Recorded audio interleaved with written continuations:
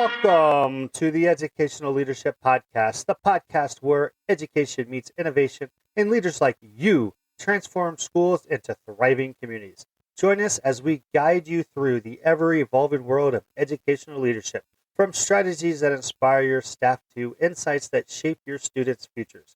We're here to sharpen your skills, amplify your talents, and ignite your impact. So grab your coffee, a notebook, and most importantly, your growth mindset as we embark on a journey to redefine what it means to lead with purpose and passion.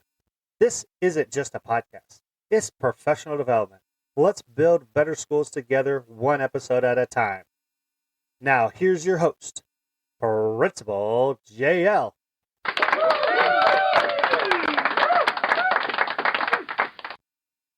Joining me today on the show is Dr. Frank Buck, a veteran school leader and administrator. He has served as a band director, principal, and central office leader. Dr. Buck is a nationally recognized author, speaker, and expert in organization, time management, and personal productivity, areas every educational leader can benefit from mastering. He's the author of impactful books, including best-selling Get Organized, Time Management for School Leaders, and Get Organized Digitally, The Educator's Guide to Time Management. Dr. Buck has delivered powerful presentations at conferences across the United States, Canada, and even Australia, helping educators simplify their lives so they can better serve students. Now, get ready for some practical wisdom, powerful strategies, and a deep dive into systems that help leaders do what matters most. Now, let's get to our conversation with Dr. Frank Buck.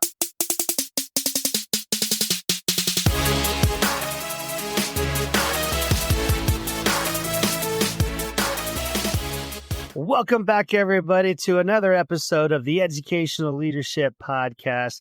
Today in the house, I have Dr. Frank Buck. Welcome to the show. Thanks, Jeff. It's a pleasure to be here. All right, Frank, I'm going to ask you the same question that I ask everybody. What inspired you to become an educator? Jeff, we'd have to go all the way back to junior high school. I joined the band when I was in 7th grade, and my original dream was to be a professional in a symphony orchestra. So I played flute, and then I read an article that said, well, here are the 150 jobs in the country. You're going to have to wait till somebody dies for there to be an opening, and there'll be 200 applications for that job. So I thought maybe I need a plan B. Well, every secondary school in the country's got a band, needs a band director. I'm thinking those are a little bit better odds. And I grew up very near the University of Alabama. That was kind of the hub of all things band in the state at that time. So I was around a lot of the really good band directors, and I was hearing the better bands in the state. And so one thing I was noticing early on was this. Whenever a band director who had a really good program moved to another school, that next year, that band was better. And the next year, it was a lot better. And it didn't matter if it was urban, suburban, affluent community, large school, small school. When a good band director went into another school, the band got better. So the message to me was, look, if you're willing to work hard, this is a profession where you can experience success and experience it early in your career. So from like 9th grade, I said, I want to be a junior high band director when I grew up. And that's exactly what happened. All right, Frank. So let's talk about, your teaching career. What did you teach? I mean, band, of course, but, was there anything like, I know for my high school, we have band, we have orchestra, we have other opportunities for directors as well. So let's talk about classroom experience in this case. And then what are some things that you learn as a teacher? Well, I was lucky enough to be in a situation where my full day was band. Had a Cadillac schedule, and I feel very fortunate to have started in the situation that I did. As I look back, I think even back then, and we're talking 1982 is when I started, being organized was so much of it. Yeah, you need to be a good musician, that sort of thing. But let's face it, people don't get fired from their band jobs because the clarinets didn't quite play so well in tune at state contests. You get fired because you forgot to order the buses and it's time to go to state contests and we're all standing on the corner waiting for the bus and the bus isn't there because the bus had never been requisitioned to start with. So those are the kinds of things that get you in trouble. And those were the kinds of things where I was really strong. And of course, you're also wanting to get along with the other faculty members. Well, if you turn your grades in late and the homeroom teacher can't put them on the report card, we're talking back in the days when everything was pencil and paper. If you're doing that kind of stuff, you're not endearing yourself to your colleagues. So when you're handling your responsibilities, especially where they impact somebody else, things just go a whole lot smoother. And gaining the reputation that, look, this new band director we got, yeah, he's young, but he's got his act together. You're not going to have to stay behind him and remind him to do this or that. Once you say something to him once, he's got it. He pulls that little memo pad out of his pocket. He jots it down, and it's like a steel trap. And so people begin, to have confidence in you. And looking back, was such a big thing for me. Yeah, I mean, I agree with you as a principal. Having an organized director and choir and band, and those are huge because there's a lot of moving pieces, and they're not just working on the academic side, but they're working on the extracurricular side as well. So they got a lot of things going on, and you had to learn early how to manage those type of things. Let's talk about getting into becoming a school administrator, educational leader, a principal. What led you to pursue that role? If you had asked me my first year as a band director, fourth year as a band director, or eighth year as a band director, hey, you think you'd ever like to be the principal? I would have told you absolutely not. I do not want that headache. You give me my band program and you get out of the way because I can control what happens in those four walls and I know how to teach kids. That's what I want to do for 30 years. Year number 9, we got a new principal at our middle school, Henry Clark. And what I saw what one person could do in a situation where we already had a very high performing middle school, when I saw what one person could do to take the culture of that school and move it forward and just to get everything running on all cylinders, I began to rethink that. And so he was the inspiration. So I started taking the how to be a principal courses. Dr. Clark kind of took me under his wing and did my administrative internship with him. He gave me responsibilities like cheerleader tryouts. Oh boy, did I learn a lot there. And then eventually he was a big one that helped me get that first administrative job. And and I think you probably hear that from a lot of other people. There was that one person where you said, look, maybe I could do that and impact more people than what I was impacting there in the band room. And I never regretted it. I loved every day as a principal. You bet. Yeah, I mean, you're kind of hitting on things that I'm shaking my head to because I'm like, yep, that's kind of how I looked at it too. I mean, I taught in the classroom for 11 years. I was a math teacher, PE teacher. I coached, several different sports. So, for me to step away from what I really enjoyed what I was doing, but it all came down to impact. I can have a bigger impact. And for me, it was my wife's grandpa that kind of said, hey, you're meant to do more. You really need to, think about being a principal because you do such a good job in this role. You would even do even, good things in this role as well. So I hear you on that when becoming a principal, being able to have the impact. Yes, you get some headaches, but that comes with the job. But at the same time, being able to impact not just students but teachers and community is a huge Always. deal when you're a principal. So let's talk about your principalship. What are some things that you learned through that process, and about the leadership role, the people, any systems that you may have used in that time? Yeah, through my experiences with Dr. Clark, um, to me, the biggest thing was hire good people and support them. You know, let them do their jobs. When people from the outside looked at that middle school and the way Dr. Clark did things, you kind of had the impression that, wow, he has his thumb on everything because everything was so smooth. But when you were on the inside, where you were sitting down with him one on one, it's amazing the flexibility that you had. I mean, his his philosophy was, Frank, when it comes to band, you're the expert. If I came to him with an idea, Frank, you're the expert. What do you think? He expected you to have thought it through. He didn't want to do your job for you. But if you came to him and you had a good idea and you thought it through, he'd support you on it. And he'd say, go ahead. If if you need me for something, you let me know, but you go ahead. And to me, that's the thing that separated the best ones that I had, from some of the others. So I tried to take that philosophy with me. I was lucky enough as an elementary school principal to be in a building where the faculty, it was a more mature faculty. It was a place people wanted to come and stay, and it continued that way. Nobody ever left. So in the summer, the hiring process was like sometimes nobody, no Mm, vacancies. So, hiring good people, letting them do their jobs.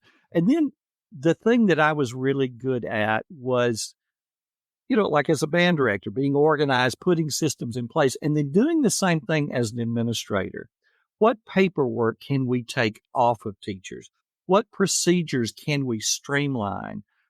What can we do that is not central to teaching students that teachers are doing and take that off of them? So it was just, one thing after another. And teachers really appreciate that, just putting those systems in place. yeah. I mean, you're saying a lot of things there, that, a lot of people out there, if you're not if you're not supporting your teachers, you need to, because in order to build that retention, even in the climate of today, they got to know that you have their back. And just like you said, the teachers, like at the high school level, they're content driven, so they're the content experts.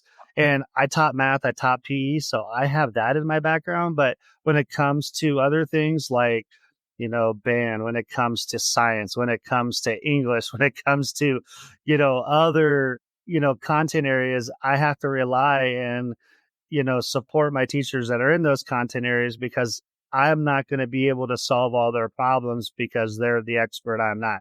But I can support them. I can help them along and maybe help them streamline some things that they're thinking about to make it a better system or a better process that they're working through. And I think having systems in place and streamlining things and trying to take things off of teachers' plates is huge. One thing that I did just this past semester is we piloted a AI product called Magic School AI, which has helped teachers differentiate instruction, but also it's reduced some of their planning time so they can focus on the engagement and the teaching of the content and not have to spend so much energy, you know, thinking of all these different ideas. And they, even the more experienced teachers were loving it because they're like, hey, there's ideas I never even thought of, and I taught for 30 years. So being able to find different ways to do that is huge as an administrator, as a principal, in this role. So I'm really glad that you hit on that. But there was a time you went from principal into the district leadership role. Could you talk about what that role was and what inspired you or motivated you to make that transition? Well, I had been at the same elementary school for 9 years. Was actually at a point where I could have retired thought about retiring and going to another state and, drawing the retirement and Mhm. cranking it up again as a principal. But a job came open at the central office, or actually, rather, was created at the central office. It had been vacant. Our curriculum coordinator had left 5 years before. And instead of filling the position, they just said, Frank, why don't you just kind of do elementary curriculum plus run your school? Uh, so a curriculum position was created, and I applied for it, got it. They also gave me special education because after all, special education that won't take much time. You'll do a great job, Frank, and professional development. And it turned out if it wasn't federal programs or feeding the kids, it was me. It was a small central office. But again, I was the guy that could wear lots of hats and keep lots of balls in the air. So uh, I think I was kind of the perfect person for it. And again, I'm supporting principals, trying to use technology to reduce paperwork now on the entire school system rather than just my school. And it was enjoyable. I'd say not as enjoyable as the principalship. So for the principal who's thinking about, hey, do I want to go to the central office? Think twice. Think twice. You'll miss the kids. You'll miss the teachers. Um, I know as a principal, some of the most down days were those meetings at the central office. It was like, let me get out of this meeting and go back to my school and run my school and just walk up and down the hall and see what's going on in classrooms and forget some of this junk that we just went over in the principal's meeting. Yeah, no, I mean, I kind of hear you on that. I've been blessed. My superintendent doesn't require us to be at a ton of district level meetings. We have them. I mean, they're there when we need them, but at the same time, they know for us, our best spot is in our buildings with our kids, with our staff every day. And if we need to go do some things, we go do them, but then we're right back to doing the things that, we're designed to do. And I think everybody's got a reason and a way to transition. But for you, you actually got to kind of do some of the principalship stuff and the district office stuff. And so that's kind of a unique challenge. And so let's talk about that. What are some things that were challenges when you're in that role, when you're looking at trying to support leaders in schools, but also trying to run your school at the same time? Stay with us. We'll be right back. This podcast is a proud member of the Teach Better Podcast Network. Better today, better tomorrow, and the podcast to get you there. Explore more podcasts at www.teachbetterpodcastnetwork.com. Now let's get back to the episode.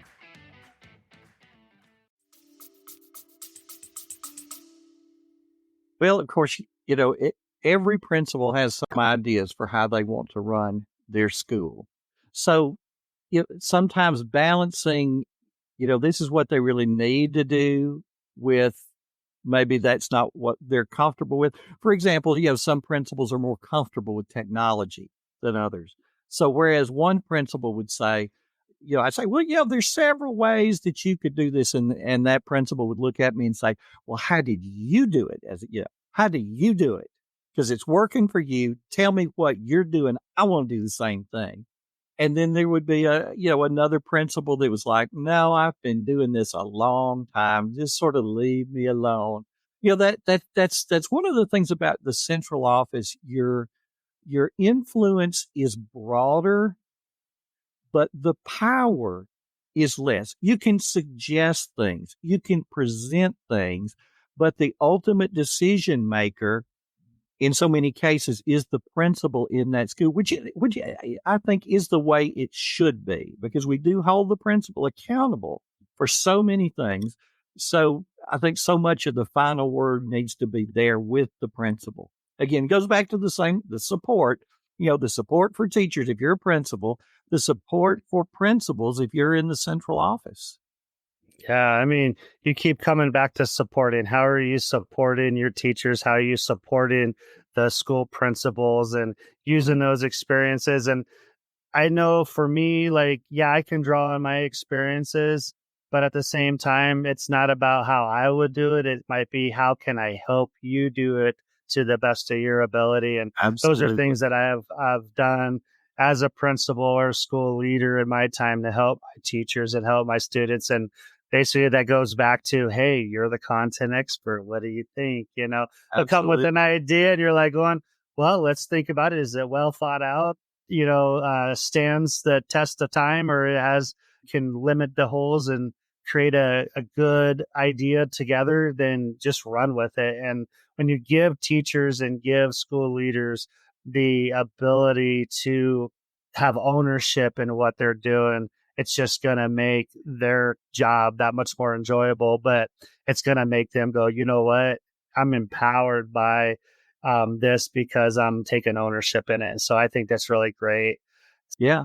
And Jeff, Frank, one thing I want to interject, go ahead. so many people talk about, the kids.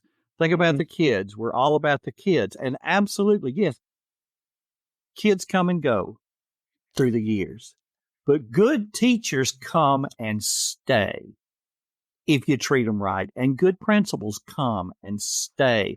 And if I'm a principal, the best thing I can do for the kids in my school is put a great teacher in that classroom. And then ditto when you're in the central office.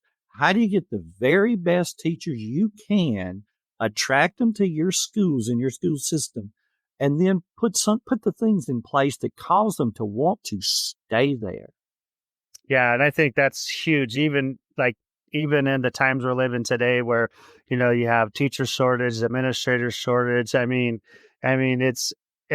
It's a very tough time, and I've been lucky that I only had 2 staff members this year not come back. One to retirement, and one because they wanted a different career path. And I'm like, I'm running a building of about 84 certified certificated staff, 130 total staff. And so just to have 2 turnovers and then I filled all my vacancies, I'm like going, yes. That like got me pumped up, right? So you're Absolutely. right Yeah. on, creating a place that people want to come and stay and be a part of something that's bigger than themselves. And it's something that I believe in, something you're kind of hitting on there. So you're hitting everything right on that one there. Let's talk about, somewhere along the way, you decided I'm going to become an author. All right. And let's talk about, it looks like you have a few books. Get Organized, Time Management for School Leaders. You have 2 editions of that. And then Get Organized Digitally, The Educator's Guide to Time Management. So let's talk about what inspired you to write these books, and what was it that you said, you know what, this is something that others may need, and kind Yeah. of talk about that. Well, kind of that story began when I was working on my doctorate. Between the band director time and the principal time was 4 years as a middle school assistant principal. And so during that time, I got my doctorate during the time that I was a middle school assistant principal. We got the dissertation. So from what everybody has listened to so far, it's like, yeah, well, Frank's the organized guy here. So no surprise that I decided to do my doctoral dissertation on time management. It was a study of the time management practices of Alabama principals. And so one of the things that I ran across was, there's so much that's written about time management for the business world. But especially at that time, there was very little written directly aimed at educators. And so it was, you could read business books and gain some ideas from that. So I thought, well, let's go the other way. Let's write our stuff for educators. And if doctors and lawyers and other people want to look over our shoulder and steal our ideas, hey, that's fine. So did the dissertation. And during that time, also put together a little workshop for teachers and administrators based on the things that I was doing and the things that I was learning. And that started to grow and grow and grow. So I walk in my office one day and there's this email. It's an email from Bob Sickles, at that time the president of a company called Ion Education. And what he said was, Frank, I read a review that you did on one of our books. So your name was kind of, front of mind with me.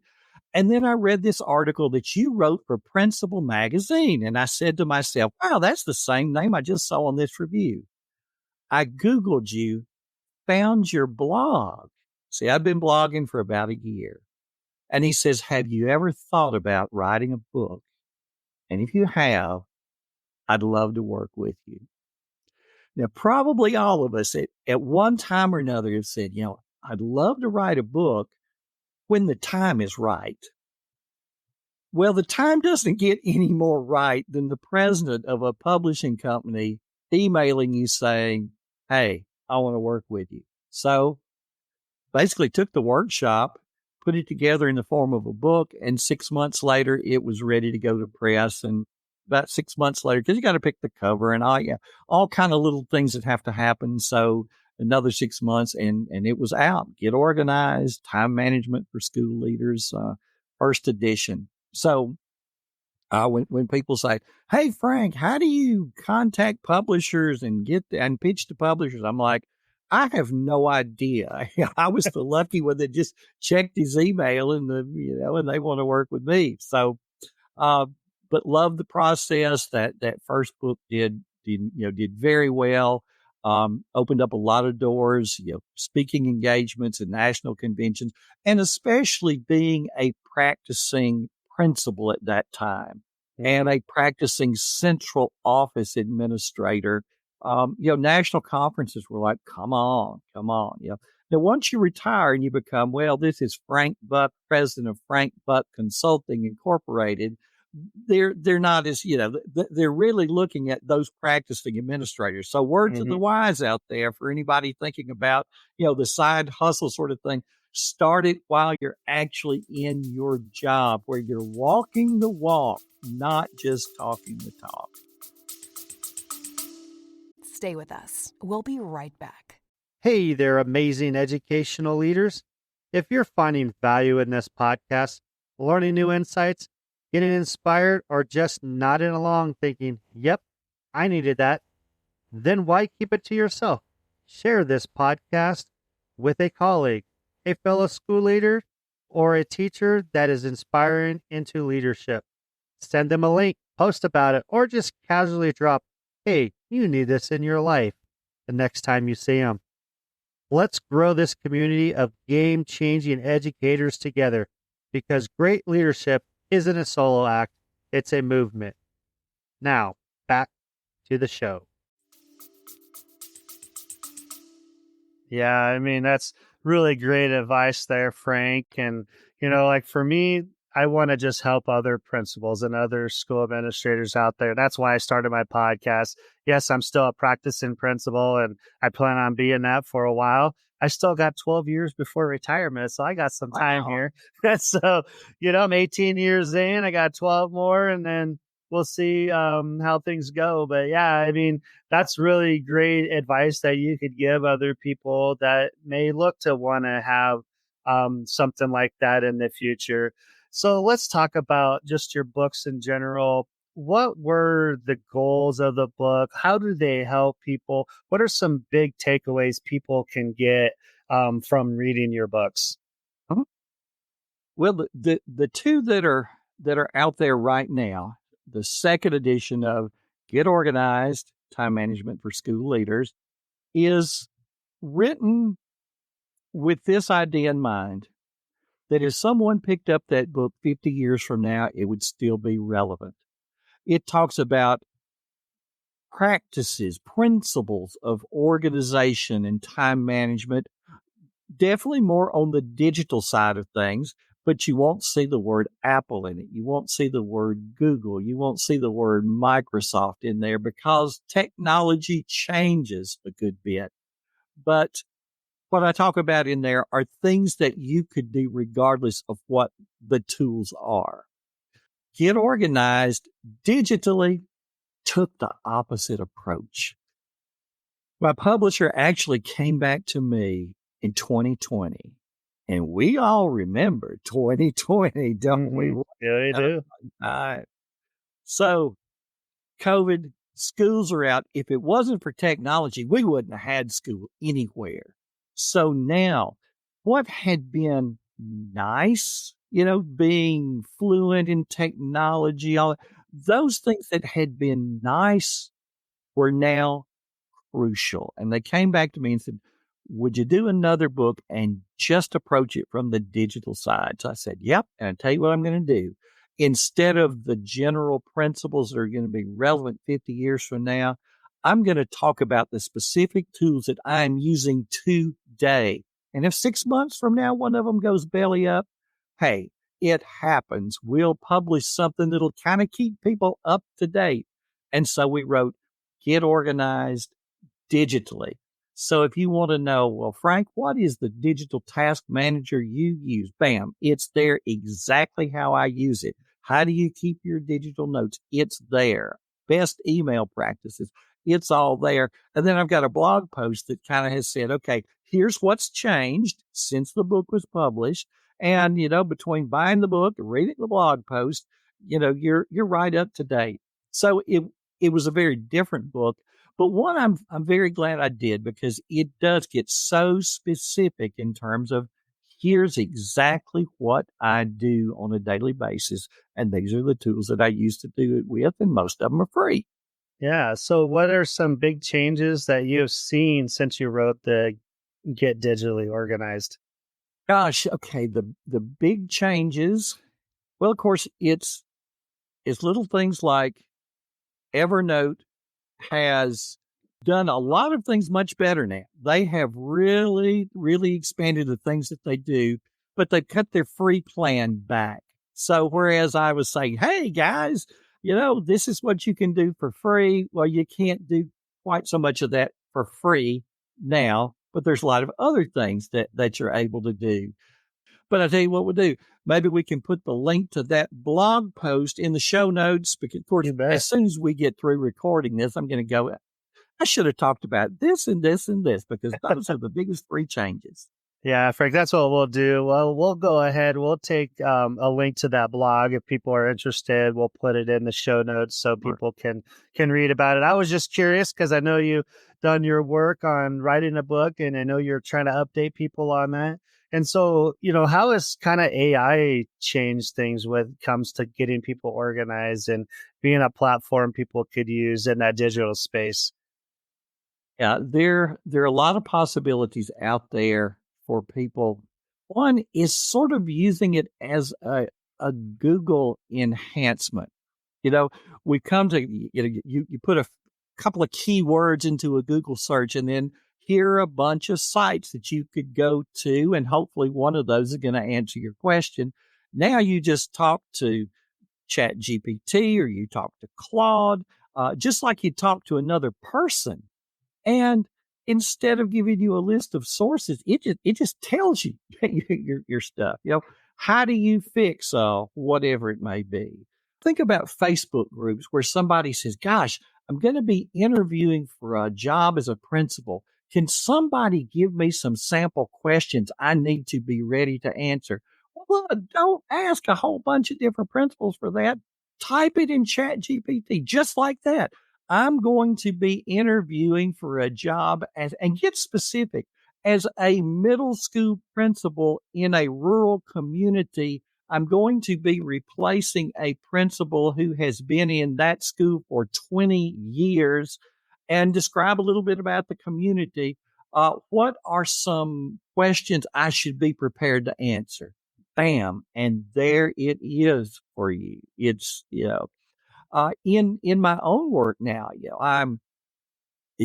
each week I do a blog post that's also a YouTube video, and I repurpose it as a newspaper column. Well, to write the text, I just grab my phone and I'm dictating into my phone.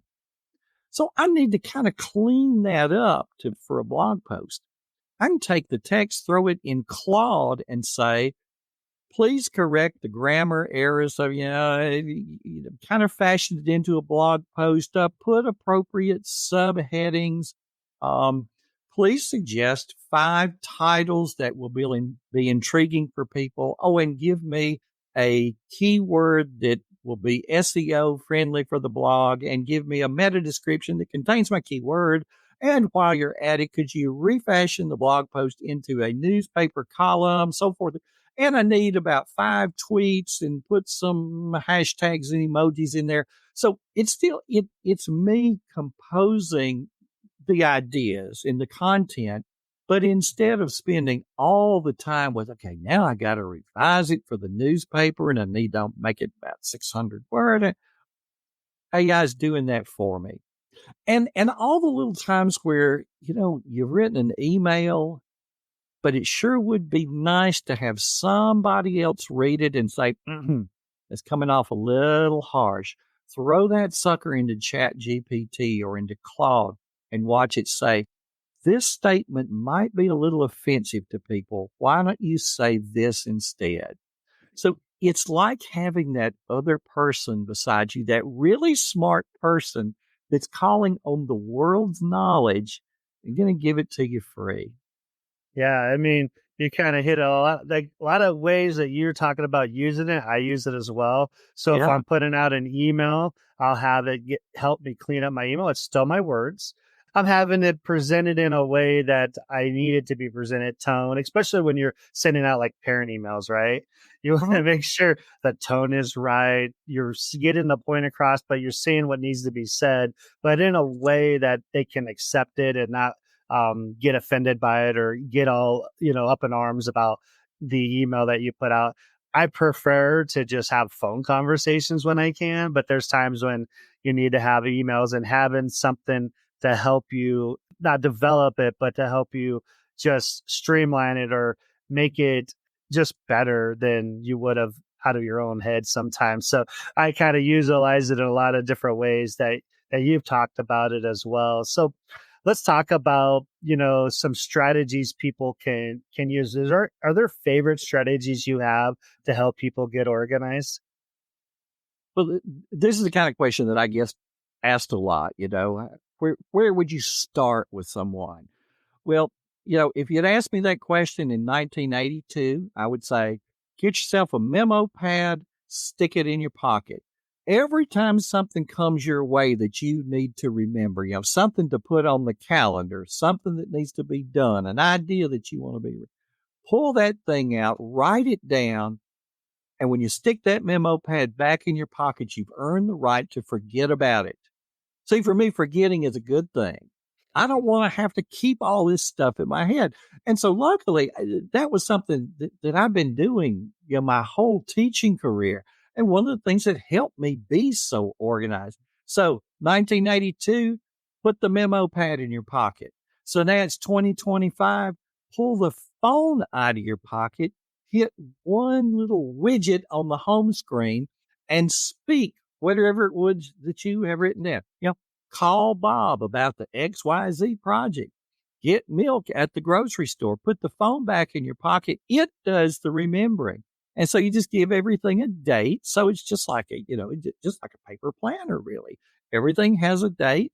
And so I'm never getting up in the morning going, okay, what do I need to do today? Let me take a blank piece of paper, make a list. No, that stuff is already there and it's coming back to me on the days that I want it. So first of all, just having a good digital task manager. I use Remember the Milk, and even the free version is amazing. If, think about all the repeating tasks that you have as a principal, all of the things that you're going to be doing the month before school starts. And you were doing those same things last year, a month before the school starts. And so once you've got those, you just throw it in there and go, gosh, I'm going to be doing that same thing a year from now. Make it a repeating task, or I've got to do this every month. Put it in there once, tell it when to repeat. And these things just keep coming back to you exactly when you need to do it. Because I think, the hard part about our jobs is not so much that the individual things are hard. What's hard is keeping up with them all. Let's use technology to do the keeping up with them all. Make life a little bit easier for all of us. You bet. I mean, I think that's kind of where we're at, right? We want to be able to utilize technology to help us be more productive. And I like how you talked about getting things written down. I know just the way the brain works. If you could take what you're thinking about and write it down somewhere, if it's on a scratch paper, if it's in your phone, just being able to have it written down, then it allows your brain to go, okay, I know where it's at. I'll get to that when I need to, but it allows you to basically allows your brain to free up so you can manage other tasks that are coming at you. So I really, no matter kind of how long you've been in this or where you're at in your journey, getting things written down or organized in a way to where you don't forget it is huge, because it does take a load off you mentally, because you got a lot of things coming at you. And sometimes you feel like you're drinking through a fire hose some days when you're a principal. So, it's good to have some sort of program or technology that can help you stay organized in those things. And so I really appreciate that kind of advice that other administrators can take and utilize, and it's something you can do now. It's something you can do today. Something pretty simple as that can actually help you out tremendously. Yeah. So And it is so teachable. One experience when I first became a principal, and so this was 1997. So at that time, I mean, I didn't have the phone back then. I had my paper planner, and it was my signature tool. If you saw me, you saw that little book. So kind of the buzz with the faculty is, what is he writing in that little book? Dr. Buck, he's always got that little book. And they started to see real quickly that whatever got written down in that book happened. It got done. So they were really intrigued by the little book. So on one of those professional development days when we had to come up with something, I just said, we're going to talk about the little book this morning. And so I showed them exactly how I used it to keep up with everything and to keep up with phone calls and notes from one-on-one conferences for how I could get back to it easily. Used a daytimer at that time, and the Daytimer Corporation actually sent me little samples where everybody could try it free for a month. And then most of the faculty, they wound up, it was like, this is life changing. And they wound up just, subscribing to Daytimer for a while. Cause it is so teachable, and it really makes life so much easier when you're not keeping up with all these little things in your head and then beating yourself up about how dumb you are because you forgot this little thing. No. yeah. No, I mean, that's awesome. I mean, I would say people, if you're not doing those things, start, because it will help you tremendously when it comes to trying to stay organized and keeping things that you need to get done on time and on task and things like that. And I know what you're talking about. There's times I'll forget something and I'll feel like, oh, geez, I feel stupid because da da da. And you're not. It's just you have so much going on, and it does help you to stay organized. So, Frank, what are some things that you are working on today in your educational consultant role? Stay with us. We'll be right back. All right, educational leaders. You know how we tell our students feedback makes us better? Well, same goes for this podcast. If you've been getting value from this podcast, please take 60 seconds to leave a quick 5-star review. This review isn't just a pat on the back, although I appreciate it. It helps other leaders find the show, join the conversation, and grow right along with us. More reviews equal more reach equal a stronger community of game-changing educators. So hit that review button, drop a few words, and let's keep making educational leadership better together. Now, back to the show. Well, I've got 2 courses out there right now that are independent book studies aimed at Alabama school principals, because part of renewing your certificate is what are called professional learning units. They have to acquire so many of them. And so the 2 books that I've talked about, each one is eligible to be a professional learning unit. So I've got those out there. And so I'm constantly working on those, improving those. Would love to expand that to some other states as well. Speaking engagements, since 2020, we all learned how to use Zoom. So it's really opened up opportunities for professional development. where I can be here instead of getting on an airplane to go somewhere else. So providing professional development to other people has gotten so much more affordable, and I love to do that sort of stuff. Doing some one-on-one coaching and just having a good time helping other people find an easier way to work and play. Frank, let's talk about aspiring leaders. Do you have any advice for people that are looking to get into the educational leadership role, and what advice would you give them? First of all, have a mentor. I mentioned Dr. Clark, and then also my very first principal, Harry Anderson, who taught me how you go about supporting teachers, because anybody in that building would tell you that that man had your back. That was one of those places people wanted to come and they wanted to stay because they knew they had a friend in the principal's office. He told me the first day I came to work, he says, "Mr. Buck, my first job as principal of this school is to help you with the discipline in your classroom so that learning can take place." Wow. And he meant it. He was as good as his word. And yeah, he helped establish an environment where learning happened because people were in their seat, listening with their materials, so forth and so on. So definitely have a mentor.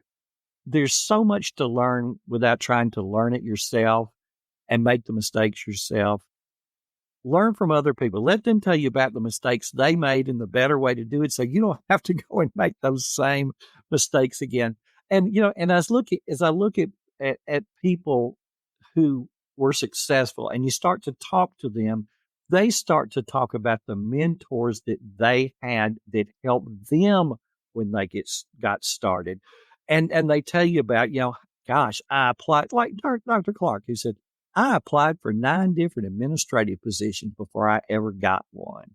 And he said, "And Frank, your day's going to come. And when it does, you're going to be glad you didn't get some of these other jobs that you applied for." And he was absolutely right. So have a mentor. Go out there and apply for those jobs. If you want to get into school leadership, don't wait until the time is right. You're not going to get the first job, but you want people to move from thinking, "Oh, Frank Buck has applied for a principalship." You want it to move from that to, "I wonder if Frank's going to apply for this next principalship," to, "You think Frank's going to get this next one?" That people are thinking of you as that teacher who's successful, and you want them to start thinking about you in a different light. And then the next thing you know, you're the one who gets that job. And then once you get the first administrative job, then it's easier to go from there. So go ahead and put in the application early, and you're getting to know people, you're getting experience with interviews, and then that's going to happen for you. Yeah, Frank, you said something in there that I think it's really important to bring out. You will learn something as you go through the process when you're looking for that administrative position. And so every interview is going to be valuable. Every contact and connection you get is going to be a lead to the next thing if you don't get that position. And that's kind of what happened with me. My first principalship was because I interviewed for a principalship that I didn't get, but I impressed the superintendent in that one. That was leaving for another superintendency that had an opening for a principalship and asked us to apply for that. And through that process is how I got my first principalship. And then when I wanted to step out of the small rural school and go into a more of a bigger suburban or urban size school, the connections that I have from and being a principal helped me with getting that job as well. And so, those connections that you make and the things that you learn through those processes are really important. And I agree, having a coach, because even today, people are getting into these seats with very little experience. And no, you don't have a lot of experience when you get into principalship, but I'm talking about they may not have been in education very long. when I'm talking about. They may be in your 1, 2, maybe 3 years, and now you're being asked to lead a school. Having somebody to guide you through that is very key, because when you have somebody to bounce ideas off of, and it's going to be very valuable, because you may be a principal in a small rural school and you may not have another administrator. You may have your superintendent, bounce ideas off with them. You may have an elementary principal, you can bounce ideas, but to have people from outside of that network is huge when you're becoming a new principal and you want to do this job well. And I think learning from other people is another huge key, because that's how I learned. I don't make some mistakes because I learned from other people that made those mistakes. And so I know what to stay away from. And so I think that's very valuable as a principal, that you need to learn from other people and take their lessons and try not to repeat them, because there's a reason why it didn't work the first time. So try not to do, don't want to beat your head against the wall. Don't do something that is not going to work, and be there to support your staff and support your kids is super important as well. So Frank, we've talked about a lot of different things today. I really appreciate you being on the show. Is there anything that you would like to leave our listeners, and how could they connect with you if they want to learn more? Absolutely. Thanks, Jeff. Come over to my website. It's just my name, frankbuck.org. First thing when you get there, you'll see a little spot where you can join my email list. You're going to get 2 free gifts you're going to want. One is what's basically the first chapter of my book, Get Organized. Going to show you how to get your desk clean, get the paper going in the right place. And then several days later, you get an ebook on how to set up and use Remember the Milk the way I have mine. So you get very detailed. And then, once a week from there, you get a little email from me every Tuesday at 11 a.m. Central Time that just gives you tips, gives you ideas, kind of keeps you up to date with what I'm doing, what's new on my website, what's new in my blog, so forth, so on. So frankbuck.org, join the email list. Hey, binge out on the blog posts. There are plenty of them there. And, just enjoy. Just enjoy. Jeff, this has been such a pleasure. And I hope that the audience gets a lot out of this. I really got a lot out of this. I learned a lot from you today. And that's what makes doing these podcasts so much fun, is I get to learn from other people that have been there, done that. And then I get to share that out with the audience so they can learn from people like you that are doing the work and helping administrators become the best they can be. But Frank, before we go, with you being from Alabama, is it Roll Tide or is it War For Eagle me, for it's you? definitely Roll Tide. Grew up near Tuscaloosa. I still remember the bear. There you go. There you go. So don't take it out on Frank if you're a War Eagles, because I have a lot of people out there that are both either Auburn or Alabama fans. So, I just wanted to know. It's like stuck in my head. I had to know that. So you're a Roll Tide guy, which, I'm a Nebraska Cornhusker guy. So here we go. Frank, it was great to have you on the show today. I appreciate everything that you shared, and all your links and things will be in the show notes for people to make it really easy for them to click on. So I really appreciate you being here today, and thank you. Wow, what a conversation with Dr. Frank Buck. His expertise and practical strategies to help us get organized, manage our time, and lead with greater intention. Whether it's using digital tools more effectively or developing simple systems that stick, Dr. Buck reminds us that productivity isn't about doing more, it's about doing what matters most. If today's conversation resonates with you, I encourage you to check out his books, Get Organized and Get Organized Digitally.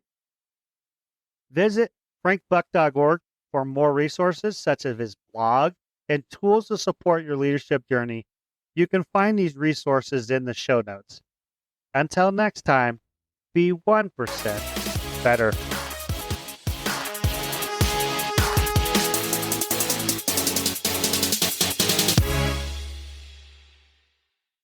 Thank you for sticking around to the very end of this episode. I hope this podcast brings value to you as an educational leader. I would invite you to share this podcast with other educational leaders or maybe that inspiring teacher who would like to be an educational leader someday. I would also invite you to subscribe and to follow this podcast so you can get the most recent updated episodes when they drop. I would also love it if you leave a review and rate this podcast 5 stars, because that would make this podcast more discoverable to other educators like yourself.